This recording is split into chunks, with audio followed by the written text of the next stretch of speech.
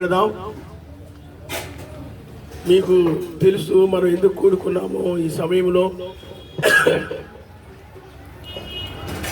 Abraham గారు మన నిద్రించారు. మీరు అందరూ కూడా వచ్చారు కూడా ఆ కార్యక్రమానికి. అయితే అది అకస్మాత్తుగా ఆకస్మికంగా ఎవరు కూడా ఊహించని విధంగా ఆ యొక్క నిద్ర, బైబిల్ ప్రకారం దాన్ని ఏమంటారంటే నిద్ర అంటారన్నమాట. నిద్ర అనంటే ఎడబాటు, అంటే ఎడమ అనమాట. అయితే మనకేమీ వాళ్ళు శాశ్వతంగా ఎడమ కాదు, కానీ తాత్కాలిక కొంతకాలమే. ఎందుకంటే మనకు ఒక నిరీక్షణ ఉంది, మరలా తిరిగి వాళ్ళని మనం కలుసుకుంటామని ఒక నిరీక్షణ. అన్ని జనులకు కానీ మత్స్య సంఘాలను కూడా ఏదో నామకార్థంగా నిరీక్షిస్తారు తప్ప వాళ్ళకి ఏమీ లేదు. కానీ మనకైతే మరలా మనము చనిపోయినటువంటి వారు మరలా తిరిగి నిలుస్తారు, వాళ్ళని మనం కలుసుకుంటాము. కలుసుకొని మరలా 1000 ఏళ్ల పాలనలో మనం నివసిస్తామని ఒక నిరీక్షణ మనకుందనమాట. అర్థమైంది మీకు? ఆ నిరీక్షణ, దానిని బట్టే మనం ఇక్కడ కూడుకున్నాం అనమాట. ఇంకొక విషయం ఏంటంటే, ఆయన ఫస్ట్లో కొద్ది మాటలు చెప్పి వర్తమానంలోకి వెళ్తాను. ఫస్ట్లో వాళ్ళు ఎక్కడో వేరే ఊర్లో ఉండేవారు. ఏమ్మా, ఏ ఊరు? అక్కడి నుండి అందరికంటే ముందు వచ్చేవాళ్ళు అనమాట. కొన్నిసార్లు నేను వచ్చేటప్పటికి అప్పుడు వచ్చేసేవాళ్ళు వీళ్ళు. నేను చాలా ఆశ్చర్యపోయాడు. అంత దూరం నుండి ఆరాధనకు ముందే 7:30, 7:45 ఆ టైంకి ఇల్లుగా ఎక్కువ జావుని ఇప్పుడు లిగిసి వాళ్ళిద్దరు కూడా రెడీ అయ్యి చక్కగా ఆరాధనకు వచ్చేవాళ్ళు అనమాట. భార్య భర్త ఇద్దరు కూడా. అంటే క్రమము, సంఘ క్రమముగా, అంటే అన్ని క్రమం అనమాట. సంఘ క్రమంలో ఒక భాగం అనమాట. టైంకి రావడం కానీ, ప్రార్థన చేసుకోవడం కానీ, వాక్యం వినడం కానీ, పాటలు పాడడం కానీ, ఇవన్నీ కూడా.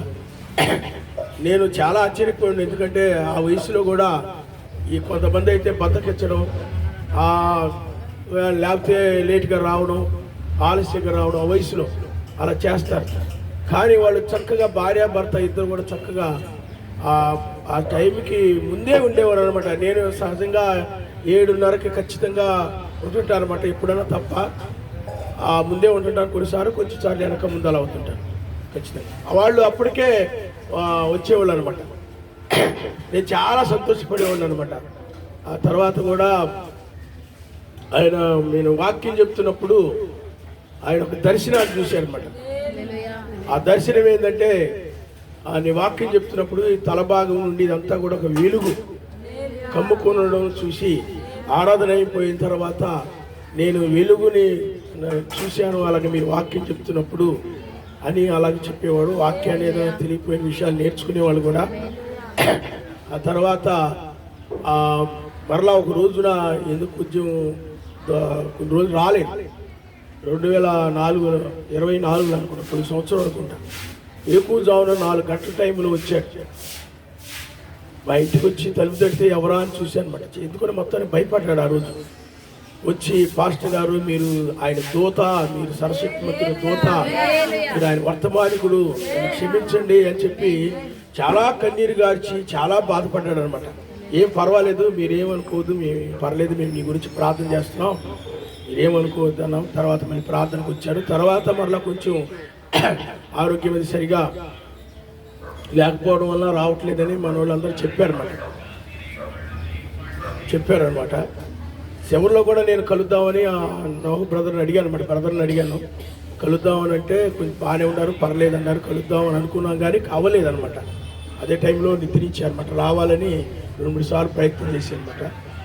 అయితే ఫోన్లో కూడా నేను ఎప్పుడైనా మాట్లాడినప్పుడు మేము ప్రార్థన చేసుకున్నాం, రాలేకపోతున్నాం అన్నారన్నమాట. తర్వాత ఏంటంటే బైబిల్ కూడా వాళ్ళు ఏదో చదువుకుంటుండేవాళ్ళు. అప్పుడు నేను మన సిస్టర్స్, మేరీ సిస్టర్ గారు కానీ, సుజాత గారి సిస్టర్ గారు కానీ, వాళ్ళు అడిగినప్పుడు వాళ్ళు వాక్యం చదువుకుంటున్నాం అంటున్నారు. అంటే అమ్మా, వాక్యం చదువుకోవచ్చు, కానీ బైబిల్ అనేది ఆయన యొక్క సేవకులు, వర్తమానికుల ద్వారా ఆయన బయలుపరుచుకొని సంఘంతో మాట్లాడతాడు, కానీ తెలియవు అని చెప్పి వీళ్ళు పత్రికలే ఇచ్చేవాడు. చివరిలో మొన్ననే యుగాంతం అనే ఒక పత్రిక ఉంటే అది ఇచ్చారని, అది చదువుకున్నారని చెప్పారనమాట. కాబట్టి చాలా సంతోషం. ఆయన మనిషి హల్లెలూయా. నేను మొన్న కూడా రాశాను, సువార్త 120 సంవత్సరాలేనా అనే వర్తమానం చదివితే అది గ్రంథాగార సంఘాల్లో చాలామందిని కదిలించింది అనమాట వర్తమానం. అది ఇంగ్లీష్లో ఇంకా ట్రాన్స్లేషన్ చేయాలి బ్రదరు. అది ఎందుకంటే రాత్రి చాలామంది కూడా ఎందుకు వేమగిరి అరుణ్ కుమార్ గారు ఉన్నారు, మన బ్రదరోళ్ళు వెళ్ళి అక్కడ పత్రికలో వేసి ఇచ్చారు, మన అంటించి వచ్చారు గోడకి. కానీ ఆయన రాత్రి చెప్తుంటే నేను చివరిలో విన్నాను అనమాట. ఆయన 7 సంకాలాల గురించి చెప్పిన తర్వాత నిద్ర మేల్కొనే వేళ ఒకటి ఉంది, ఇప్పుడు నిద్ర మేల్కొనే వేళలో ఉన్నాము, ఇంక ఈ సమయం ముగించబడి ఆయన యూదుల వైపు తిరగబోతున్నాడు, ఇంక సమయం లేదు, అయిపోయింది. ఇంతకుముందు నిద్ర మేల్కొనే వేళ గురించి ఆయన కొంచెం నమ్మలేదు ఆయన. కానీ ఇప్పుడు ఆ విధంగా చెప్పిన దాన్ని బట్టి చాలా వాళ్ళ హృదయాల్లో ఇక కథలకు వచ్చిందని ఆ వర్తమానము, ఎందుకంటే సత్యం అనమని వాళ్ళకి అర్థమైందని మనం గ్రహించగలుగుతున్నాం. ఆయన నామరుస్తాం. అయితే మనము ఈ యుగము అంతరించే సమయంలో ఉన్నాం అన్నమాట. ఈ యొక్క యుగము అంతరించిందనుకోండి, ఆయన పరిపాలన మాత్రమే భూమి మీద ఉంటుంది. మెస్సయ్య మాత్రమే 1000 ఏళ్ళు భూమి మీద పరిపాలన చేస్తాడని బైబిల్ చెప్తుందన్నమాట. కాబట్టి పిల్లారా, అక్కడ ఆ రాజ్యం, అందుకనే ప్రవక్త అయిన బ్రహ్నా గారు చెప్పారంటే ఎక్కడికైనా వెళ్ళొచ్చు కానీ నరకానికి వెళ్ళకూడదు. ఏదైనా పోగొట్టుకోవచ్చు కానీ ఆ పరలోకాన్ని మాత్రము పోగొట్టుకోకూడదు. ఏదైనా పోగొట్టుకోవచ్చు కానీ పరలోకాన్ని మాత్రము, లోకంలో నువ్వు ఏదైనా పోగొట్టుకోవచ్చు ఆయన కోసం, కానీ లోకంలో ఏమైనా ఎవరినైనా ఏదైనా పోగొట్టుకోవచ్చు కానీ పరలోకాన్ని పోగొట్టుకోవచ్చు. అర్థమైందా మీకు? నువ్వు ఎక్కడికైనా వెళ్ళొచ్చు కానీ నరకానికి మాత్రం వెళ్ళకూడదు. అది చాలా భయంకరమైన స్థలం, అక్కడ అగ్ని తప్ప ఏమి ఉండదు.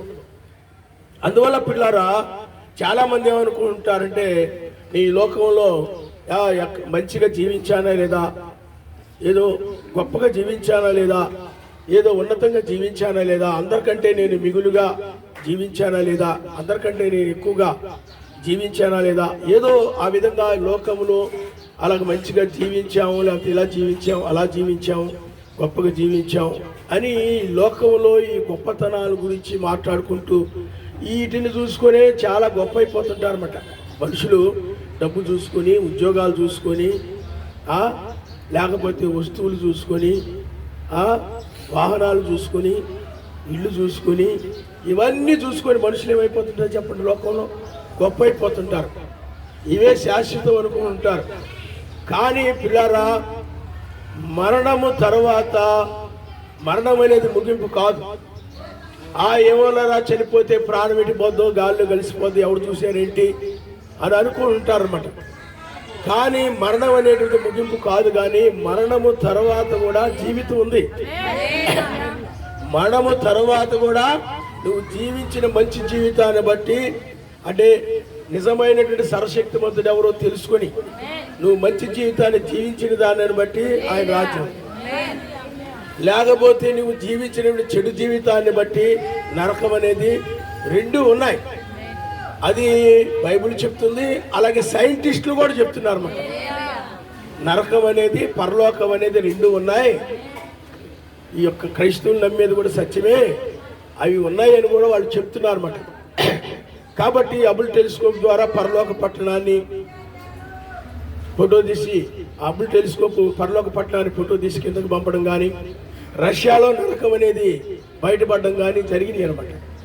కాబట్టి పిల్లారా, అందుకనే బైబిల్లో భక్తులందరూ కూడా వాళ్ళు ఆయన కోసము బ్రతికారు, ఆయన కోసము. ఎందుకంటే యేసు ప్రభు మళ్ళీ రెండవసారి వస్తాడు, ఆయన వచ్చి మృతుల్ని సజీవుల్ని లేపుకొని తీసుకుని వెళ్ళిపోతాడు అని నిరీక్షణ కలిగిన వారై చాలా మంది ఆయన నమ్ముకొని శ్రమలైనా, నిందలైనా, హింసలైనా, బాధలైనా వాటన్నిటిని కూడా సహించి ఆ యొక్క భక్తిని కాపాడుకున్నవారు, పరిశుద్ధతను కాపాడుకున్నవారు, నీతిని కాపాడుకున్నటువంటి వారు, ఏమండి మంచి ఆ సమాధానం కాపాడుకున్నటువంటి వారు, మంచి జీవితాన్ని కాపాడుకున్నటువంటి వారికి వాళ్ళు కాపాడుకొని ఆయన యొక్క రాజ్యానికి ఎత్తబడాలని, కొనుకోబడాలని ఆశతో ఎదురు చూస్తున్న వాళ్ళు చాలామంది ఉన్నారు మేడం.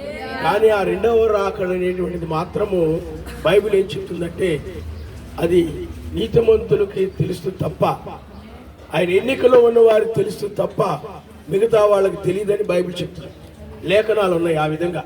అంతేకాకుండా ఆ రెండవ రాకడ అనేది ముందుగా ఎవరికి తెలియదు, కానీ ఆయన దొంగ వల్ల వచ్చినప్పుడు మాత్రమే అదైనా కూడా పగటి సంబంధులకు తెలుస్తుందని బైబిల్ చెప్తుంది. అందువల్ల పిల్లారా, ఈ బైబిల్ అనేటువంటిది ఏదో ఊహించుకొని అలా ఇలా ఏదో కథల కింద చదువుకోవడానికి వినడానికి వినసొంపుగా ఉండాలని ఏదో రాయబడిన గ్రంథం కాదు. సర్వశక్తిమంతుని ఆత్మ కలిగినటువంటి 40 మంది ప్రవక్తలు ఆయా కాలాలలో ఒకరికొకరు సంబంధం లేదు, వారందరి చేత ఈ బైబిల్ రాయబడింది. కానీ బైబిల్ అంతా కూడా 40 మంది ఒకరికొకరు సంబంధం లేకుండా ఇప్పుడు ఫోన్లు లేవు, నువ్వేం రాస్తావు నేను కూడా అదే రాస్తానని చెప్పుకోవడానికి ఫోన్లు లేవు, ఏమీ లేవు. కానీ అది ఒకరు రాసినట్టుగానే ఉంటుంది. ఆయన నమ్మకం హల్లెలూయా. బైబిల్ అంతా కూడా ఒకరు రాసినట్టుగానే ఉంటుంది. అదే కానీ 40 మంది 40 రకాలుగా రాసినట్టు ఉండదు. అందువల్ల పిల్లారా, ఆ బైబిల్ చెప్పేటువంటి ప్రతి మాట కూడా సత్యం. ఎందుకంటే బైబిల్లో చెప్పినవన్నీ కూడా నెరవేరాయి. అందుకనే బైబిల్ అనేటువంటిది ప్రపంచం గ్రంథమై ఉన్నదన్నమాట. ప్రపంచంలో ఒక సైంటిస్ట్ కానీ చరిత్రకారులు కానీ ఎవరైనా కానీ ఏదైనా తెలుసుకోవాలంటే బైబిల్ని చదువుతారన్నమాట. మన హిందూ దేశాన్ని గురించి ఉంది, అమెరికా గురించి ఉంది, రోమ్ గురించి ఉంది బైబిల్లో, ఇరాన్ గురించి ఉంది, ఇరాక్ గురించి ఉంది, అన్ని దేశాల గురించి కూడా ఇంచుమించు అన్ని దేశాల గురించి కూడా బైబిల్లో ఉందన్నమాట. అయితే సర్వమును సృష్టించిన వాడు ఎవరైతే ఉన్నారో ఆయనే ఈ బైబిల్ రాయించాడు. అయితే భూమి ఆకాశంలో గతించవచ్చునేమో కానీ నా మాటల్లో ఏది కూడా గతించదు అని బైబిల్ చెప్తుంది అనమాట. భూమి ఆకాశంలో గతించవచ్చేమో కానీ నా మాటల్లో ఏది కూడా గతించదు. కాబట్టి పిల్లారా, ఆది మానవుడైనటువంటి అవ్వ ఆదాముల వలన దేవుని మాట మీరి, ఆ ఆదామవులు దేవుని మాట మీరి సర్పం వలన వాళ్ళు పాపంలో పడిపోయారు. పాపంలో పడిపోయినందువలన అందరికీ కూడా మరణం అనేది వచ్చింది. అంతకుముందు మరణం లేదు, సృష్టిలో కానీ మనుషులకు కానీ మరణం అనేటువంటిది లేదనమాట.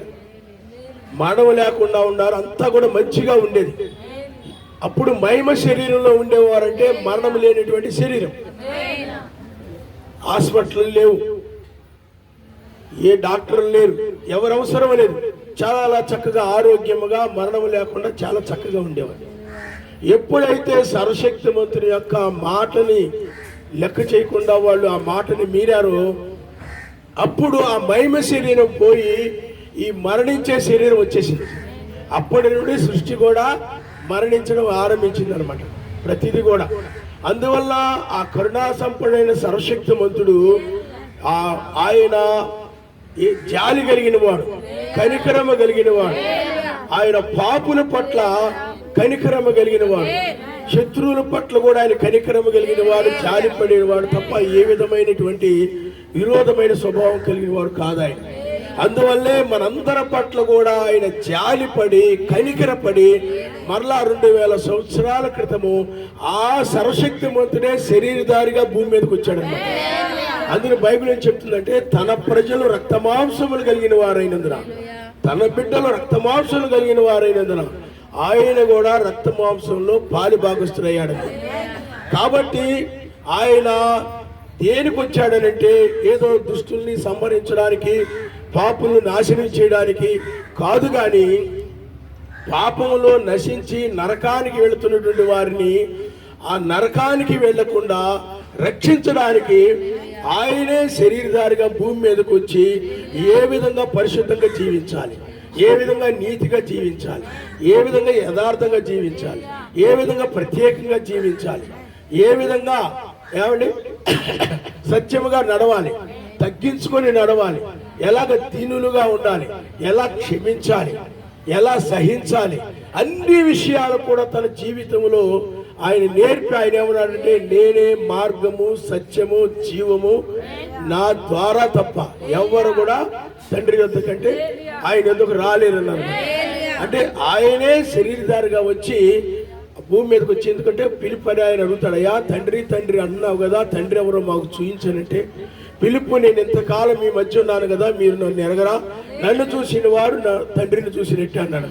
అందువల్ల దేవుడు 3 కార్యాల్లో ఉన్నాడు. ఒక్కడే దేవుడు, తండ్రిగా ఆయనే ఉన్నాడు, కుమారుడుగా ఆయనే ఉన్నాడు, పరిశుద్ధాత్మగా.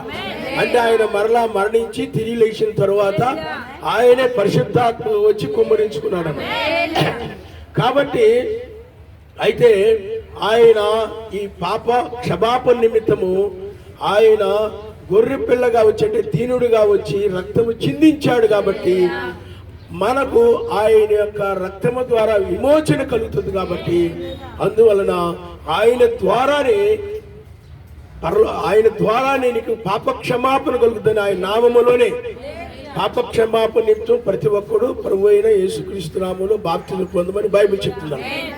ఆ నామములోనే నీకు పాప క్షమాపణ కలుగుతుంది. ఎందుకంటే ఆయన ఏ పాపము మాటల్లో కానీ, ఆలోచనలో కానీ, క్రియల్లో కానీ, నడవడిలో కానీ ఏ పాపము లేకుండా జీవించాడు. కాబట్టి పాపము లేని వాడే పాపము నుండి పాపిలేనిటువంటి వాడిని విమోచించగలుగుతాడు. హల్లెలూయా, హల్లెలూయా. ఆ విధంగా ఆయన వచ్చి సర్వలోకమునకు, సర్వ సృష్టికి ఆయన ఏదో కులానికో, ఒక మతానికో, ఒక దేశానికో కాదు, పాపులైన వారందరికీ రక్షకుడు అనమాట. అందరికీ ప్రభు ఉన్నాడని బైబిల్ చెప్తుంది.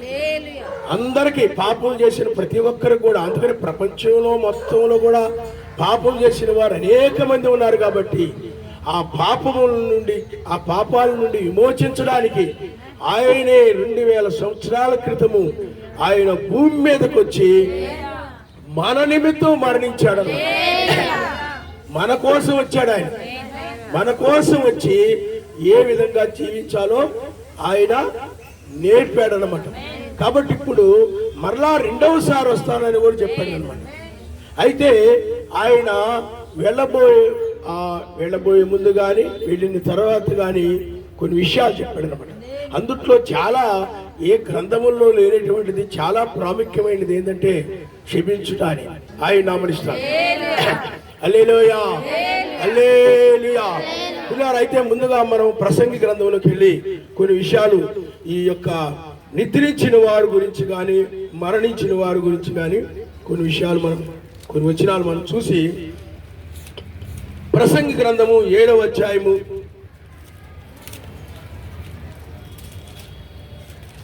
2వ వచనం నుండి మీరు ఒకసారి చదవండి. విందు జరుగుతున్న ఇంటికి పోవుట కంటే ప్రలాపించుచున్న వారి ఇంటికి పోవుట మేలు. ఏలయనగా మరణం అనేటువంటిది అందరికీ వచ్చును. అంటే ఆయన నమ్ముకున్న వాళ్ళకి మరణం వస్తే, ఆయన నమ్ముకోని వాళ్ళకు కూడా మరణం వస్తే, అందరూ కూడా మరణం అనేది అందరికీ వస్తుంది అనమాట. మరణాన్ని నుండి ఎవరు తప్పించుకోలేరు. ఎంత ధనవంతులైనా, ఎంత చదువు చదివిన వాళ్ళైనా, ఎంత జ్ఞానం కలిగిన వాళ్ళైనా, లేకపోతే ఎంత పేరు ప్రఖ్యాతులు కలిగిన వాళ్ళైనా, ఎవరైనా కూడా మరలా వాళ్ళు మరణించక తప్పదు. అయితే బైబిల్ ఏం చెప్తుందంటే, చూడండి పిల్లారా, ఒక వచనం మనం చదువుకుందాం.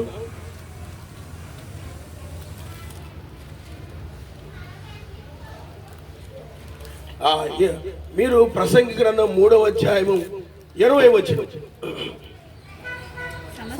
సమస్తము ఒక్క స్థలమునకే పోవును, సమస్తము మట్టిలో నుండి పుట్టెను, సమస్తము మట్టికే తిరిగిపోవును. నరుల ఆత్మ పరమునికి ఎక్కిపోవునో లేదు, మృగముల ప్రాణము భూమికి దిగిపోవునో లేదో ఎవరికి తెలియనుంది. కాబట్టి పిల్లారా, మానవుడు, ఆది మానవుడు మొట్టమొదట మట్టి నుండి తయారు చేయబడ్డాడు. మట్టిని తీసుకొని సర్వశక్తిమంతుడు ఆ యొక్క నరుని సృష్టించి ఆ జీవాత్మను ఊదినప్పుడు అతడు నరుడు ఆయనని బైబిల్లో ఉందన్నమాట. ఆయనకు గాఢ నిద్ర కలుగు చేసి, ఆదాముకు గాఢ నిద్ర కలుగు చేసి ఆ పక్కటెముకని తీసి అప్పుడు ఒక స్త్రీని సృష్టించాడని బైబిల్ చెప్తుంది. కాబట్టి పులారా, అక్కడి నుండి మనము మట్టి నుండి తీయబడినటువంటి ఆదాము యొక్క సంతానమై ఉన్నాం. కాబట్టి మరణించిన వారు మట్టి నుండి తీయబడినటువంటి మానవుడు లేకపోతే మరణించినటువంటి వారు మరలా మట్టి అయిపోతారని బైబిల్ చెప్తున్నారు. ఎవరైనా ఎంత బంగారం ఉన్నా, ఎంత బంగారం పెట్టుకున్నా, చైన్లు పెట్టుకున్నా, లేకపోతే ఉంగరాలు పెట్టుకున్నా, ఎంత ఉందాగా జీవించినా, గొప్ప గొప్ప విలువైన రాజబంగళాల్లో నివసించినా, లేకపోతే పేద ఊరి గుడిసిలో ఉన్నా, ఎక్కడ ఉన్నా సరే మానవుడు మట్టి కావడం అనేది తప్పదు. మట్టి నుండి తీయబడ్డాడు కాబట్టి మట్టి కావడం అనేది తప్పదు. ఎందుకంటే ఇదంతా కూడా మట్టి నుండి తీయబడింది కాబట్టి మట్టిలో ఎన్నైతే ఆ యొక్క లోహాలు ఎన్ని ఉంటాయో మన శరీరంలో కూడా అయ్యే ఉంటాయి. అర్థమైందా మీకు? మట్టిలో రాగి ఉందనుకో మన శరీరంలో కూడా అలాగే అన్నీ కూడా ఇనుము కాబట్టి మన మట్టిలో ఏవైతే ఉంటాయో మన శరీరంలో కూడా అయ్యే ఉంటాయి. కాబట్టి పిల్లారా, మట్టి నుండి వాళ్ళు ఎంత అందంగా ఉన్నా, ఎంత చక్కగా ఉన్నా, ఎంత బలవంతులైనా, ఎంత శక్తి సామర్థ్యం కలిగిన వారైనా, ఏమండి గొప్ప గొప్ప యుద్ధాలు చేసిన వాళ్ళైనా మట్టిలోనికి కలిసిపోవడం అనేది తప్పదు. ఇప్పుడు అలెగ్జాండర్ ఉన్నాడు అనుకోండి, అతడు ప్రపంచ విజేత, ప్రపంచాన్ని జయించాడు. కానీ చనిపోబోయే ముందు అతను ఏం చెప్పాడు చెప్పండి? ఒక పెట్టిలో పెడతారు కదా, ఆ పెట్టికి 2 రంధ్రాలు పెట్టి నా చేతులు పైకి పెట్టమన్నాడు. కారణం ఏంటి? నేను ప్రపంచాన్ని జయించినప్పటికీ కూడా నేనేమి తీసుకుని వెళ్ళట్లేదు, ఒట్టి చేతితో వెళ్ళిపోతున్నాను. చివరికి నేను మట్టి అవ్వడమే. మనిషి ఏమైపోతాడు చెప్పండి? మట్టిలో నుండి తీయబడ్డాడు కాబట్టి మరలా మట్టి అయిపోవడమే. కానీ ఆత్మ అనేది ఇక్కడ బైబిల్ ఏం చెప్తుందంటే చూడండి, నరుల ఆత్మ పరమునకు ఎక్కిపోవునో లేదు. చూడండి, పరమునకు ఎక్కిపోవునో లేదు. నరుని ప్రతి ఆత్మ పరలోకానికి ఎక్కిపోద్దని లేదు. నీతిగా నడిచి ఆయన నమ్ముకొని ఆయన చిత్తానుసారంగా, ఆయన ఇష్టానుసారంగా, ఆయన మాట చొప్పున ఆ యజమాని సృష్టికర్త సృష్టించినటువంటి ఆయన మాట చొప్పున నడిచి ఆ తను పవిత్రులుగా ఉన్నటువంటి వారు, పరిశుద్ధులుగా ఉన్నటువంటి వారు పరదేశం కొనుపోబడతారు. ఎక్కడ కొనుపోబడతారు చెప్పండి? పరదేశం కొనుపోబడతారు. అలాగా కాకుండా ఆయన నమ్ముకొని నామకార్థంగా జీవించి ఏదో పేరుకు క్రైస్తవులను పెంచుకుంటూ ఏదో వాక్య ప్రకారం నడవకుండా ఏదో తాత్కాలికమైన భక్తి చేస్తూ నేను కూడా క్రైస్తవుడే అని అనిపించుకుంటూ ఏ విధమైన క్రియలు లేకుండా, లోబడకుండా, ప్రార్థన లేకుండా, తన జీవితాన్ని పరిశుద్ధంగా కాపాడుకోకుండా లోకస్తులు ఎలాగ జీవిస్తుంటారో, పాపులు ఎలాగ జీవిస్తుంటారో అలాగే జీవిస్తూ ఉన్నారనుకోండి, అతడు నామకార్థ క్రైస్తవుడు అనమాట. వాళ్ళు కూడా పరలోక రాజ్యం ఉండదు. తప్పులు చేస్తుంటారు, మరలా క్షమించమంటారు, మరలా చేస్తుంటారు, నిలబడరు. 3 యూదుల్లాగా నిలబడరాడు. అలాగ నామకార్థంగా అటు ఇటు ఉంటుంటారు అన్నమాట. ఇలాంటి క్రైస్తవులు కూడా పరలోక రాజ్యానికి రారు. క్రైస్తవుల్లో అసలు మొత్తం 3 రకాల మనుషులు ఉన్నారు. ఒకటి అవిశ్వాసం, అంటే ఆయన నమ్మనోళ్ళు. రెండవ గుంపు ఏంది? నటించే విశ్వాసులు, పేరుకి మాత్రమే నటన, నిజ జీవితము లోకరీతిగా ఉంటుంది అన్నమాట. తర్వాత నిజ విశ్వాసి, వాక్యము కోసమే ఆయన మాట ఏం చెప్తుందో ఆ విధంగా మాట ప్రకారమే నడుస్తాడు. హల్లెలూయా. కాబట్టి బైబిల్ ఏం చెప్తుందంటే ఆయన నామములో ఎవరైతే బాప్తిజం పొందారో, చాలా రకాలైన బాప్తిజాలు ఉన్నాయి లోకంలో, చాలా రకాలైన బాప్తిజాలు ఉన్నాయి. కానీ పిల్లారా, తండ్రి కుమార పరిశుద్ధాత్మ అనే బిరుదుల్లో కూడా బాప్తిజం ఇస్తుంటారు. ఆ బాప్తిజం చెల్లదు నామములో. ఎందుకంటే నీ పాపములు క్షమించబడాలంటే ఆయన నామము, ఎందుకంటే ఆయనే మరణము నుండి మరణాన్ని జయించి తిరిగి లేచినటువంటి వాడు కాబట్టి ఆయన నామములో దయ్యాలు కానీ, ఆయన నామములో స్వస్థపరచబడడం, ఆయన నామములో చనిపోయిన వారు లేవడం, ఆయన నామములో గొప్ప కార్యాలు జరిగాయి కాబట్టి ఆ నామములోనే నీకు పాప క్షమాపణ కలుగుతుంది కనుక ఆ నామములోనే నువ్వు బాప్తిజం పొందినప్పుడు నీ పాపములు క్షమించబడతాయి. క్షమించబడిన తర్వాత నువ్వు చాలా జాగ్రత్తగా బ్రతకాలి ఆయన కోసం. చాలా, ఎందుకంటే నువ్వు ఇటుకట్టు ఉండే వాళ్ళకి వాక్య ప్రకారం నడవకుండా ఇటుకట్టు ఉండే వాళ్ళకి శ్రమలు ఉండవు, నిందలు ఉండవు, బాధలు ఉండవు, ఏముండవు. ఎందుకంటే అబద్ధం ఆడేవాళ్ళ దగ్గరికి వెళ్ళి అబద్ధాలు ఆడుతుంటారు, అన్యాయాలు చేసేవాడి దగ్గర అన్యాయాలు చేస్తుంటారు, సినిమాలు చూసేవాడి దగ్గర సినిమాలు చూస్తుంటారు, తాగేవాడి దగ్గర తాగుతుంటారు. ఏమండి, అలాగే ఆ యొక్క అలంకరించుకునే వాళ్ళ దగ్గరికి వెళ్ళి మళ్ళీ అలంకరించుకొని ఆ విధంగా రకరకాలుగా అటు ఇటు అన్యుల దగ్గరికి వెళ్ళినప్పుడు అన్యులు తగ్గట్టుగా ఉంటారు, క్రైస్తవుల దగ్గర క్రైస్తవులు తగ్గట్టుగా ఉంటారు. అలాగే వాళ్ళు నిజమైన క్రైస్తవులు కాదండి. ఇలాంటి వాళ్ళు ఉన్నారనుకోండి, వాళ్ళు ఎక్కడికి వెళ్ళిపోతారంటే మట్టి అవుతారు బాగానే. ఆ మట్టి అయిన తర్వాత వాళ్ళ ఆత్మ ఎక్కడికి వెళ్ళిపోద్దంటే పాతాళానికి వెళ్ళిపోతాడు. పాతాళంలో సాతానుడు ఉంటాడు, వాడు దూతలు ఉంటారు, అలాగే ఏమంటారు చెప్పండి, వాడు దూతలు ఉంటారు. తర్వాత ఈ మృతి నొందినటువంటి ఆత్మలు కూడా అక్కడ ఉంటారు అన్నమాట. అర్థమైందా మీకు? మృతి నొందినటువంటి ఆత్మ. ఎందుకంటే పాతాళంలో ఈ మృతి నొందిన వారిలోనే పరిశుద్ధులు ఉంటారు, అలాగే ఈ యొక్క అపవిత్రులు అంటారు అన్నమాట. అపవిత్రమైన వారు కూడా ఉంటారు. అందువల్ల ఆయన ఆత్మ నీవు గనక ఆయన యొక్క వాక్య ప్రకారంగా నువ్వు నడిచినప్పుడు అదేం జరుగుతుంది చెప్పండి, నీవు ఒక సమయంలో పునరుద్ధానం చెంది ఆయన సన్నిధికి వెళ్తుంది. అర్థమైందా మీకు?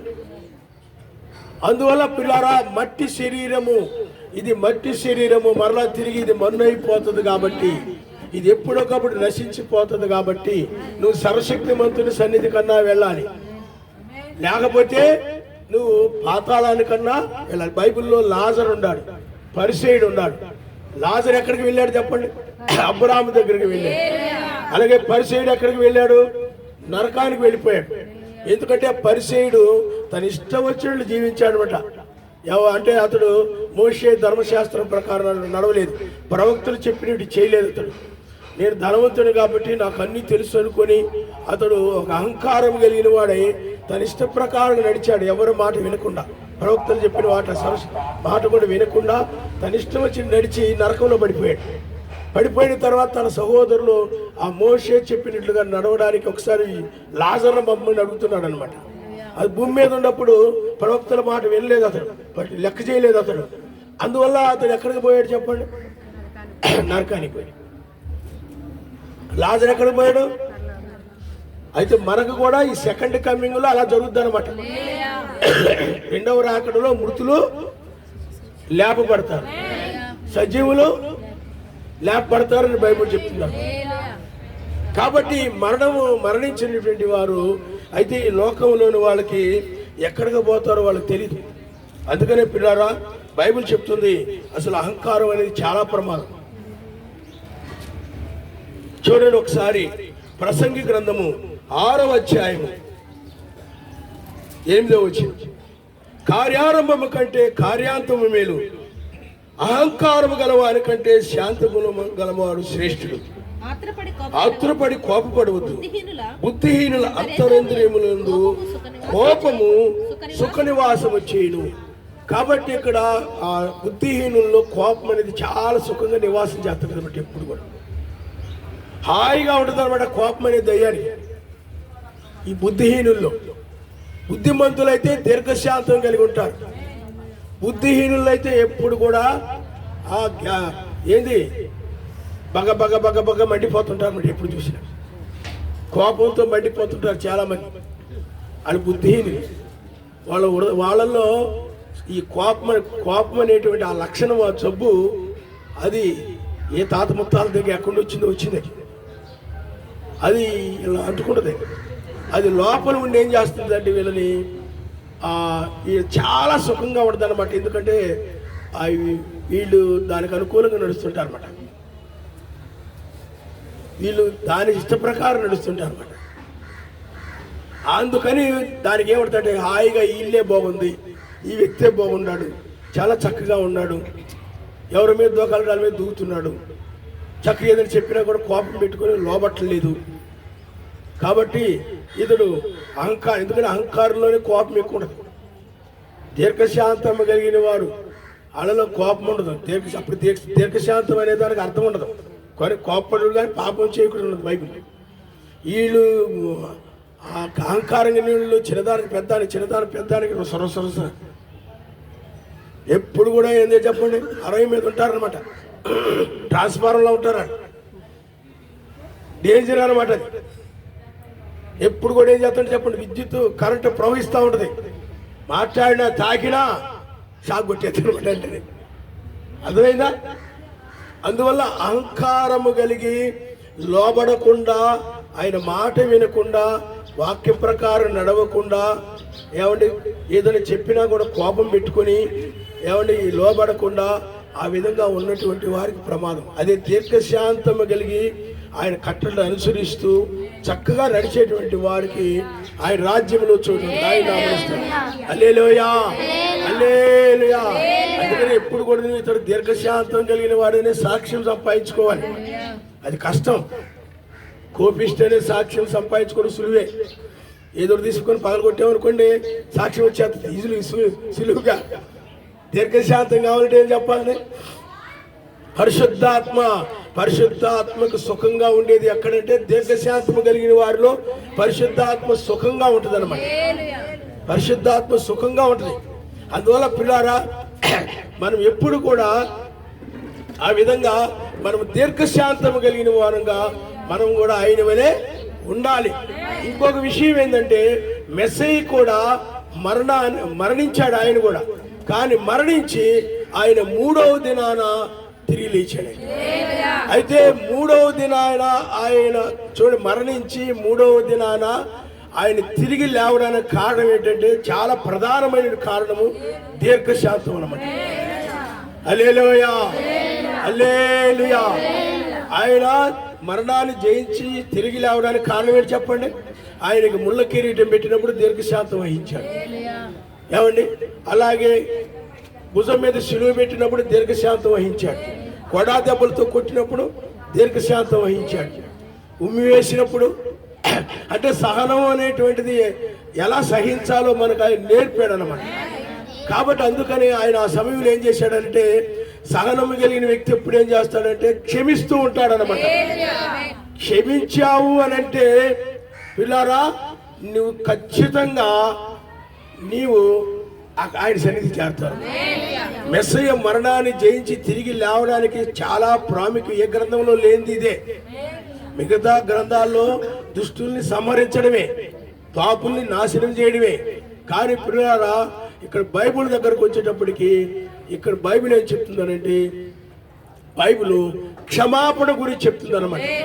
అందువల్ల మెస్సయ్య మరణాన్ని జయించి తిరిగి లేవడానికి కారణం ఏంటంటే, తన జీవితంలో ఎవరైతే తను హింసించారో, కోపగించుకొని అహంకారంగా బాధలు పెట్టారో, శ్రమలు పెట్టారో, దూషించారో, అపహాస్యం చేశారో, ఎగతాళి చేశారో, అలాంటి వాళ్ళందరూ కూడా ఆయన ఏం చేశాడనంటే క్షమించాడు అనమాట. ఆ క్షమించడం వలనే ఆయన 3వ దినాన ఆయన తిరిగి లేచాడు అనమాట. ఆయన క్షమించలేదనుకోండి ఆయన పాపిగానే ఉంటాడు. అర్థమైందా మీకు? ఆ క్షమించడం అనేటువంటిది నీ జీవితంలో చాలా ప్రాముఖ్యమైనది అనమాట. చాలా మంది అది మనసులో మెసేజ్ పెట్టుకోలేదు. ఆ యేసు ప్రభు వాళ్ళు పెట్టిన బాధలు కానీ, ముళ్ళ కిరీటము కానీ, శ్రమలు కానీ, నిందలు కానీ, అపహాస్యం చేసినా ఇవన్నీ కూడా ఆయన ఏమి మనసులో పెట్టుకోకుండా ఆయన ఏం చేశాడంటే ఆయన క్షమించాడు. ఆయన నామరిస్తాడు అంటే అలాంటి వాళ్ళ పట్ల జాలి పడ్డాడు ఆయన. అలాంటి వాళ్ళ పట్ల ప్రేమ చూపించాడు. అలాంటి కషాయ మనుషుల పట్ల ఆయన కనికరము చూపించాడు. అందుకనే కనికరము చూపించి మీరు ఒకసారి లూకాసు వార్తలో ఏముందో ఒకసారి మనం చూద్దాం. లూకాసు వార్త ఆయన ఎలా క్షమించాడో, అందుకని ఆయన క్షమించేవాడు అన్నమాట.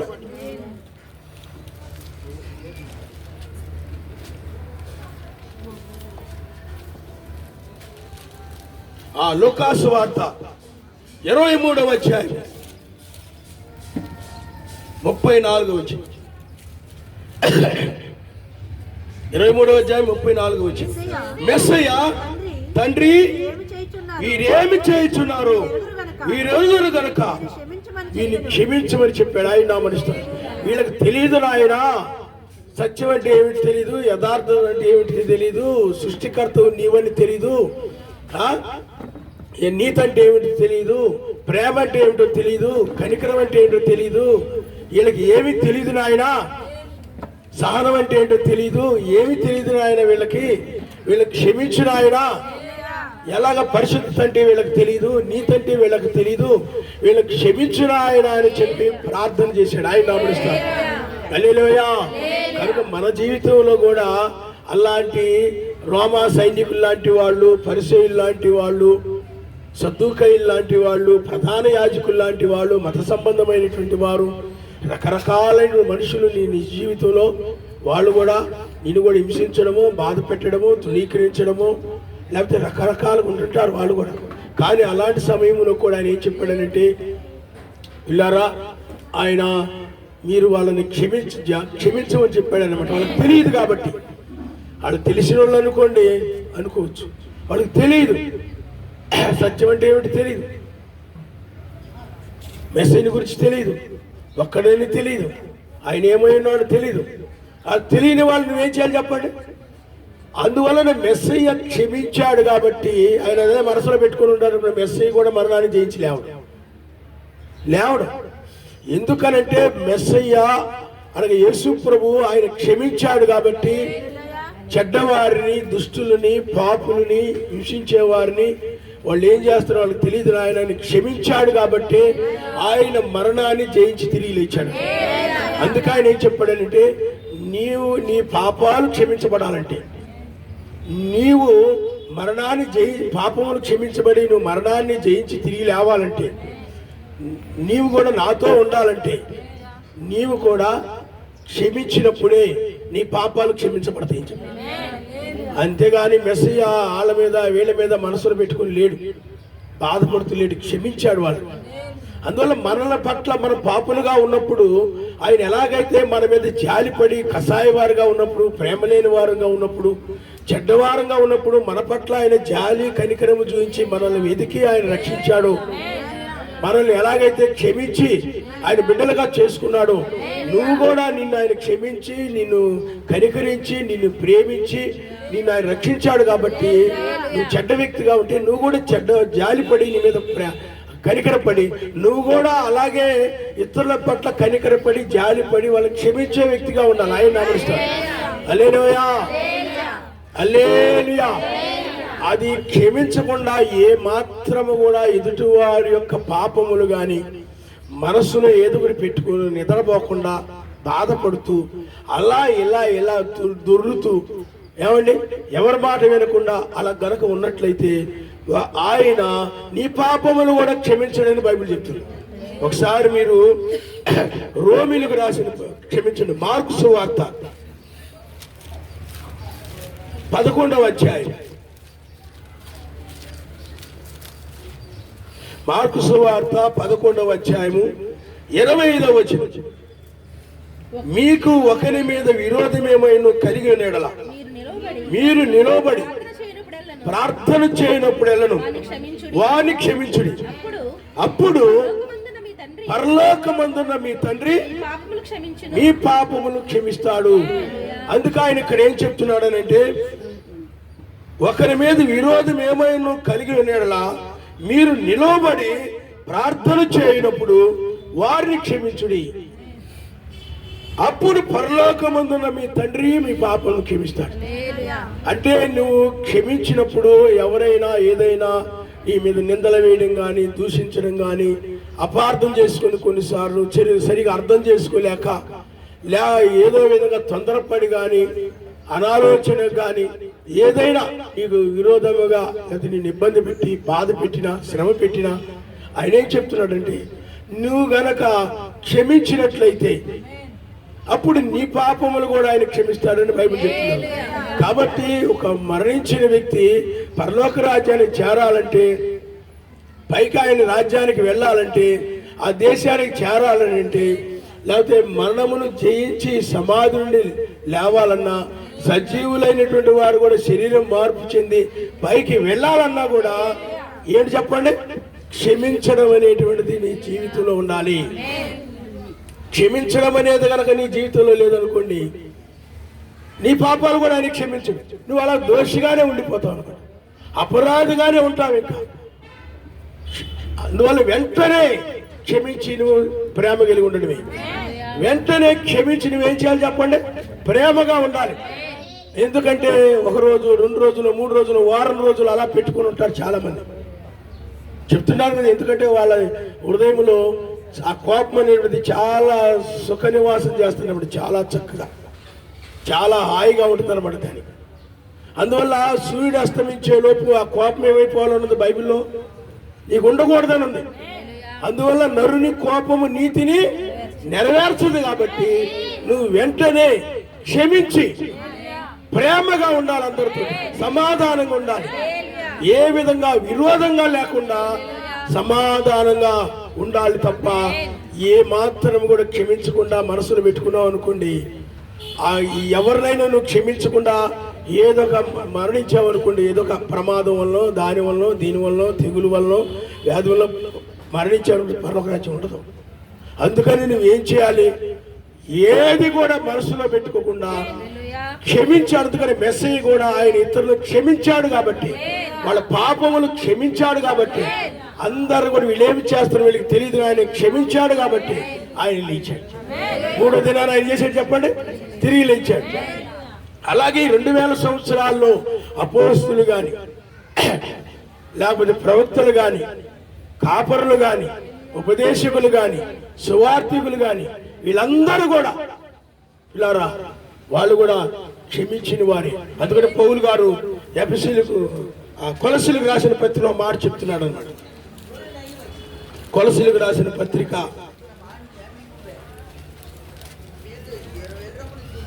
చూడండి, కొలసీలకు రాసిన పత్రిక 3వ అధ్యాయం 12వ వచనం. కాగా సర్వశక్తిమంతుల చేత ఏర్పరచబడిన వారును పరిశుద్ధులను ప్రియులైన వారికి తగినట్లు మీరు జాలిగల మనసును దయాళత్వమును వినయమును సాత్వికమును దీర్ఘశాంతమును ధరించుకుని ఎవడైనను తనకు హాని చేసినను అనుకుని ఎడల, ఎవరైనా నీకు హాని చేశాడని నీకు అనిపిస్తే, ఒకరినొకడు హాని చేశాడు అనిపించడం నువ్వు ఏం చేయాలి చెప్పండి? ఒకరినొకడు సహించాలి. సహించి ఒకరినొకడు నువ్వు నేను సహించలేను కాదు, సహించమని చెప్పాడు ఆయన. నువ్వేం చేయాలి చెప్పండి? సహించాలి. సహించి ఆయన మిమ్మల్ని క్షమించినలాగున మీరును క్షమించడమే ప్రేమ. ప్రేమ ఎప్పుడు కూడా మనసులో పెట్టుకోదు. క్షమించి వీళ్ళు ఏం చేస్తారు వీళ్ళకి తెలియదు ఆయనని విడిచిపెట్టేదే ప్రేమ అనమాట. అందుకని ప్రేమ అపకారమును మనసులో పెట్టుకోదని ఉండదు. ఎవరైనా కీడు చేసినా ప్రేమ మనసులో పెట్టుకోదు. పెట్టుకొని అలా ఉన్నారంటే వాళ్ళు నిజమైన క్రైస్తవులు కాదు, ప్రేమ కలిగిన వాళ్ళు కాదు. ప్రేమ ఏంది చూడండి, బైబిల్లో ఉంటుంది. కొరింథీ రాసిన పత్రికలో 1 కొరింథీ 13 ఏమంటుందంటే, మర్మములన్నీ ఎరిగి ఉన్నప్పటికీ కొండలలో పెకలింపగలిగిన గొప్ప విశ్వాసము కలిగిన వాడిని అయినప్పటికీ కూడా, భాషలో మాట్లాడుతున్నప్పుడు కూడా, ప్రవచన కృపావరము కలిగి ఉన్నప్పటికీ కూడా, నా ఆస్తి అంతా పేదలకి పంచి ఇచ్చినప్పటికీ కూడా, ఏమండి తన ఆస్తి అంతా కూడా పేదలకు పంచి ఇచ్చినప్పటికీ కూడా, ఎంత గొప్ప కార్యాలు ధర్మ కార్యాలు చేసినప్పటికీ కూడా ప్రేమ లేని వాడైతే వ్యక్తుడు. కొండలను పెకలింపగలి గొప్ప విశ్వాసం కలిగి అతను ప్రార్థన చేస్తే స్వస్థతలు రావచ్చు, దయ్యాలు వదిలిపోవచ్చు, చచ్చిపోయిన వాళ్ళు లేవచ్చు. అంత మాత్రాన అక్కడ ఉన్నట్టు కాదు. ఆయన అద్భుతాలు చేసినంత మాత్రాన, అందుకని అంటారు నీ నామను అద్భుతాలు చేయలేదా, మాంసకారాలు చేయదా, 5 అక్కరము చేయవారు మీరెవరు నాకు తెలియదు. చాలా మంది భాషలు చూసి, స్వస్థతలు చూసి, గొప్ప విశ్వాసం చూసి, అద్భుతాలు చూసి, మాతకార్యాలు చూసి, ఆ దాన ధర్మాలు చూసి, అయ్యి బాబు అది చాలా పెద్ద సంఘం ఎలాగని చాలా మంది వెళ్తా ఉంటారు. కాదు, అవి అవసరమే కాదని నేను చెప్పట్లేదు. కానీ దానికంటే ముఖ్యంగా ఆ ప్రేమ లేకపోతే అవన్నీ వ్యర్థమైన బైబిల్ చెప్తుంది. ప్రేమ అనేది ఎప్పుడు కూడా ఏది కూడా మనసులో పెట్టుకోదు. ఎందుకంటే మెస్సయ్య ఆయన కొడుతున్న సమయంలో, ముళ్ళ కిరీటం పెట్టి సమయంలో, శ్రమలు పెడుతున్న సమయంలో, ఇబ్బందులు పెడుతున్న సమయంలో కూడా, పక్కలో బళ్ళెంతో పొడిచినప్పుడు, చేతులకి కాళ్ళకి మేకులు కొట్టినప్పుడు కూడా ఆయన ఎంతో సహించి వీళ్ళేం చేస్తున్నాడో తెలియదని క్షమించిన వాడు. ఎంత సహనమో చూడండి.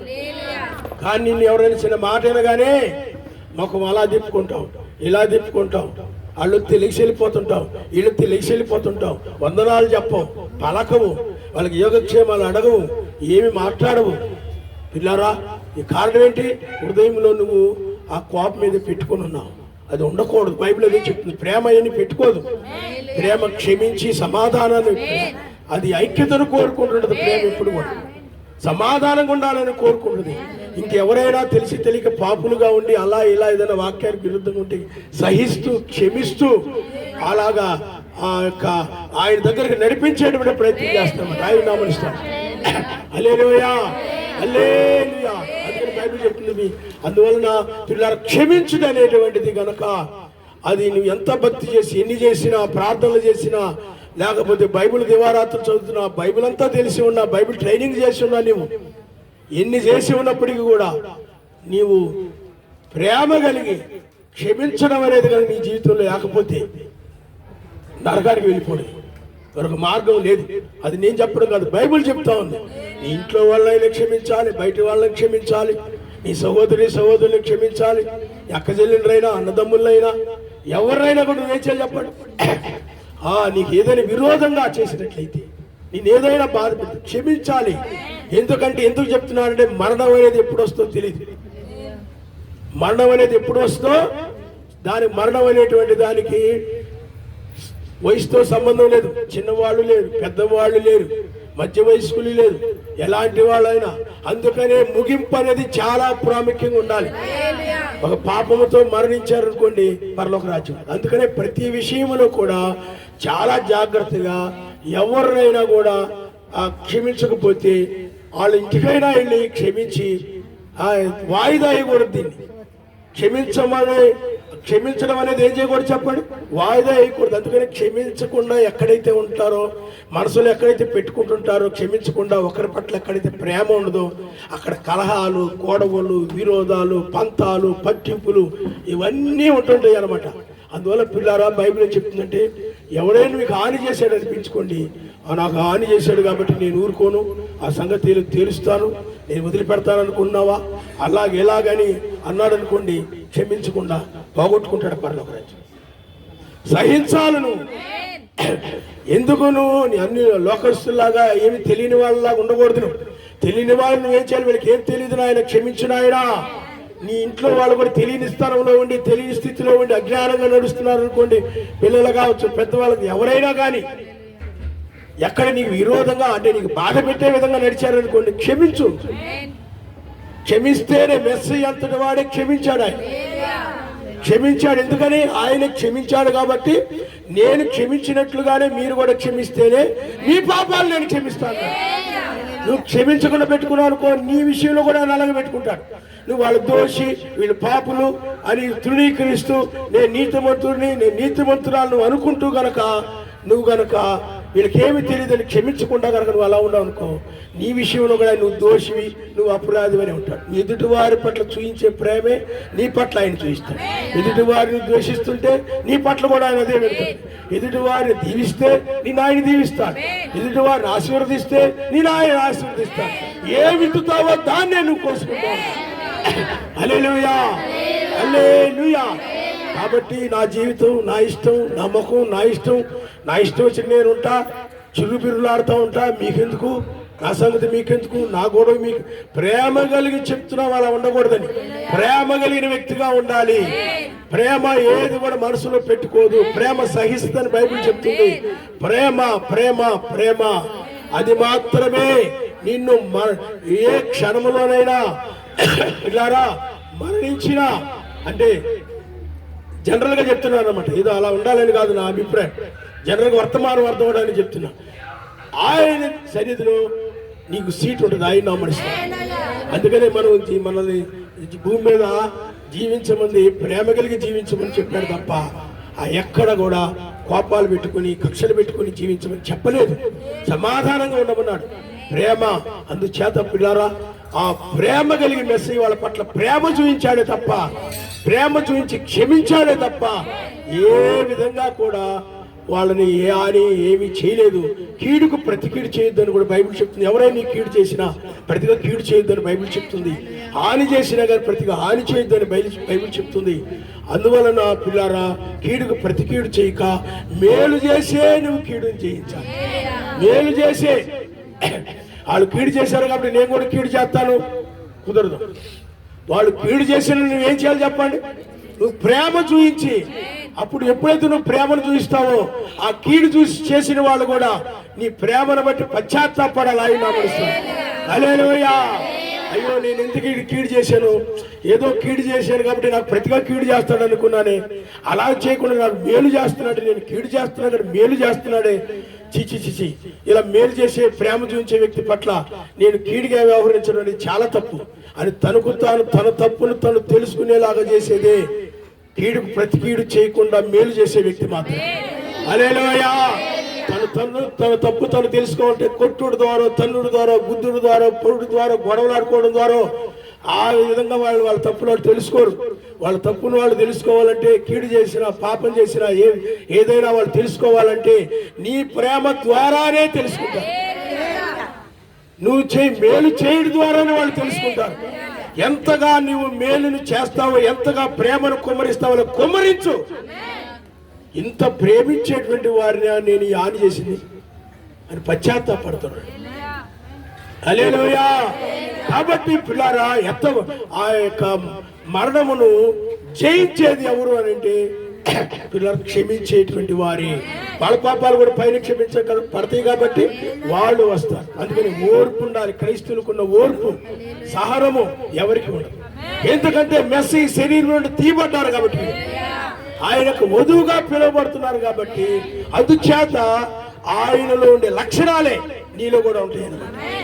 ఆయనలో ఉండే స్వభావమే నీలో కూడా ఉంటుంది కాబట్టి, అందువల్ల పిల్లారా, మనం ఈ యొక్క సమయంలో మనం నేర్చుకునేది ఏంటంటే, యేసు ప్రభు ఆయన మరణాన్ని జయించి మూడవ దినాన్ని తిరిగి లేవడానికి ప్రధానమైన కారణం ఏంటి చెప్పండి? క్షమించుట.